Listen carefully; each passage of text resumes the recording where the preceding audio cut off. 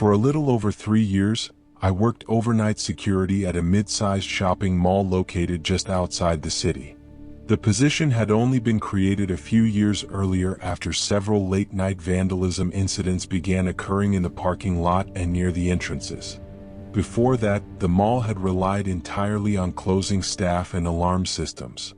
Once damage reports started increasing, management decided someone needed to remain on site through the night to patrol the property. Most of the job was uneventful.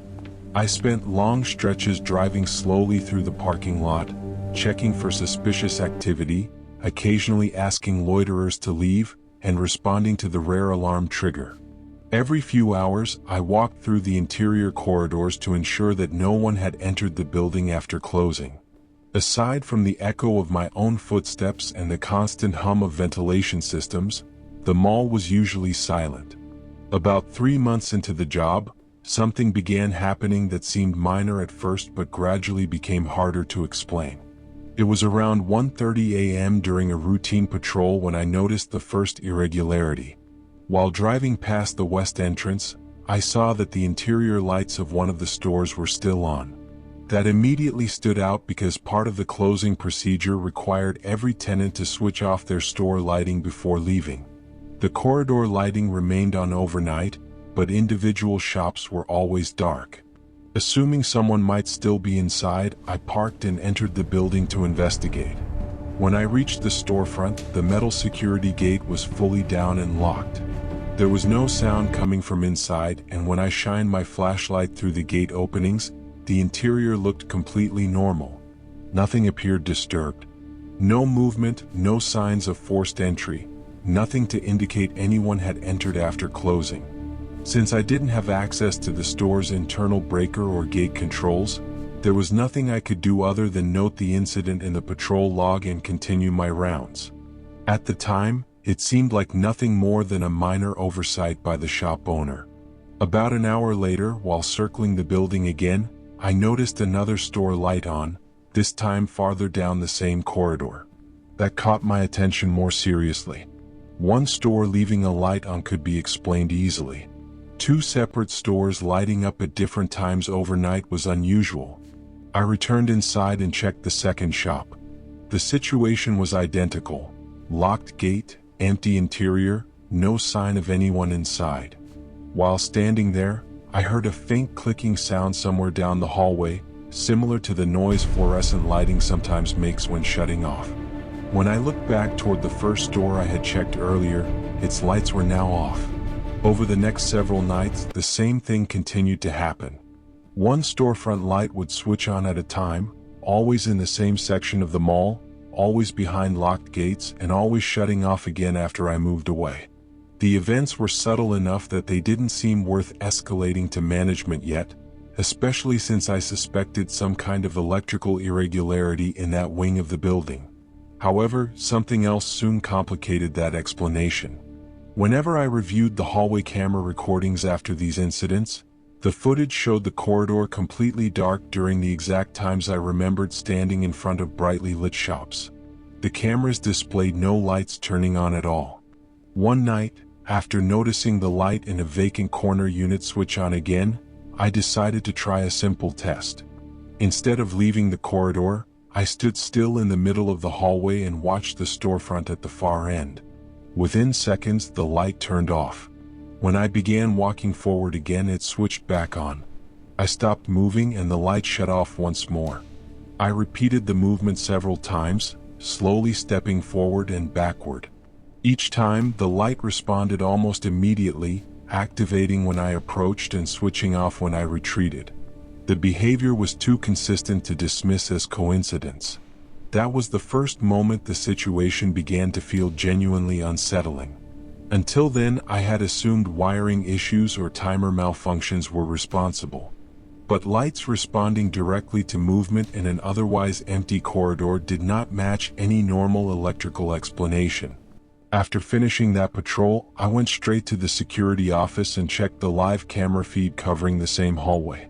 Even while I had physically been standing there watching the lights switch on and off, the monitor displayed a completely dark corridor. Rewinding the footage showed no lighting changes at all. According to the recording system, nothing unusual had occurred. From that point forward, I began documenting the incidents more carefully, writing down exact times and locations whenever I observed the lights behaving strangely. I expected maintenance staff would eventually discover some technical cause. No cause was ever found. Over the following weeks, the activity became more frequent. The lights began switching on in multiple stores during the same shift instead of just one. Sometimes they would activate in sequence, one storefront at a time as I walked down the corridor. Other times, the lights would switch on behind me after I had already passed a row of stores, leaving the hallway brighter than it had been moments earlier. Despite these repeated occurrences, the camera recordings continued to show the same result. No lighting changes, no visible activity, nothing out of the ordinary. At first, the events felt strange but manageable. The building was old and unusual maintenance issues were not unheard of. That sense of reassurance changed the night something else began happening alongside the lights. Shortly after 2 a.m. during one patrol, I entered the same west corridor and immediately noticed several storefront lights turning on behind me one after another. Instead of switching off when I moved away, they remained illuminated. As I continued walking, more lights activated farther down the hallway, filling the corridor with an unnatural brightness. At the same time, I began hearing a faint dragging noise somewhere inside one of the stores. It was subtle, almost like fabric lightly brushing against the floor, but it was clearly separate from the usual building sounds. When I stopped walking, the sound stopped as well. Moments later, I noticed something else. Footsteps. They were faint but distinct, occurring just behind me and matching my pace exactly. When I stopped, the footsteps stopped. When I moved forward again, they resumed. Turning around revealed nothing. The corridor remained completely empty. Within seconds of stopping, the storefront lights began shutting off again, one at a time, returning the hallway to its normal dim nighttime lighting. That was the moment I decided to request a shift change. I continued working at the mall for several more months, but only on daytime security assignments. I never again worked overnight patrols in that building.